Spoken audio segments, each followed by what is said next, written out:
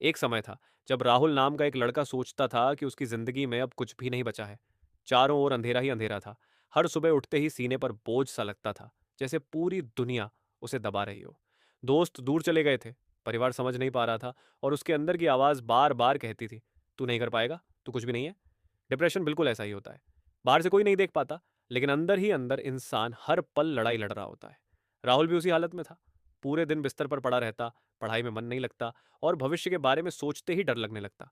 उसे लगता सब खत्म हो गया है। लेकिन एक दिन कुछ बदल गया। खिड़की के बाहर उसने देखा कि एक सूखी डाल पर एक नई कली निकल आई है।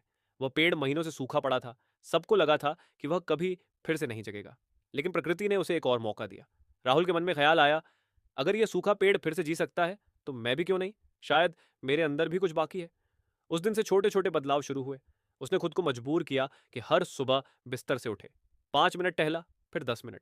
धीरे धीरे किताबें पढ़नी शुरू की, एक डायरी लिखना शुरू किया। डायरी में लिखता, आज मैं कैसा महसूस कर रहा हूं और किस बात के लिए आभारी हूं। शुरू में मुश्किल हुआ, लेकिन रोज के छोटे छोटे कदमों ने धीरे धीरे बड़ा असर डाला। सबसे जरूरी बात यह थी कि उसने अपने दर्द के बारे में बोलना शुरू किया। एक दिन उसने अपने सबसे करीबी दोस्त को सब बता दिया, रोया, और उसी दिन उसके कंधे से आधा बोझ उतर गया। क्योंकि डिप्रेशन की सबसे बड़ी चाल यही है, ये हमें चुप कर देता है। हम सोचते हैं कोई नहीं समझेगा, इसलिए हम अकेले लड़ते हैं। लेकिन सच ये है कि जैसे ही हम बोलते हैं, अंधेरा थोड़ा थोड़ा हल्का होने लगता है। आज राहुल शायद अभी बड़ा सफल इंसान नहीं है, लेकिन अब वह अंधेरे में डूबा हुआ भी नहीं है। उसे पता है कि जिंदगी एक ही बार मिलती है, और हर दिन नए सिरे से शुरू करने का मौका होता है। दोस्तों, डिप्रेशन का मतलब हार जाना नहीं है। ये एक दौर है, एक समय है जो गुजर जाता है।